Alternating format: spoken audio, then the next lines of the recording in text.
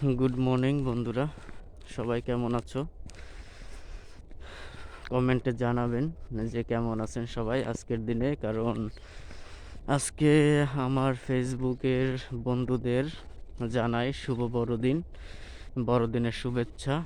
আমাদের খ্রিস্টীয় প্রভু যিশুর জন্মদিন, তো তার উপলক্ষে শুভ বড়দিন। তো সবাই ভালো থাকবেন আজকের দিনে। আজকের দিনটা বলে নয়, সামনে নতুন বছর আসতেছে। এই 2025 সালে আমরা ঈশ্বরকে জানার জন্য চেষ্টা করি, আর ঈশ্বরের পথে চলার জন্য চেষ্টা করি। আমরা সবাই ভালো থাকার জন্য চেষ্টা করব।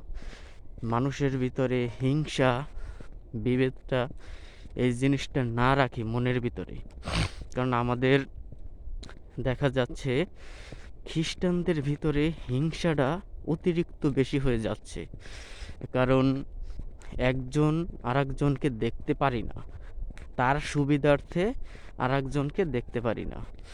তা আমরা আজকে শুভ বড়দিনের উপলক্ষে আমি বলতে চাই, যারা আমরা খ্রিস্টান আছি তারা মানুষের হিংসার থেকে আমরা বিরত থাকি।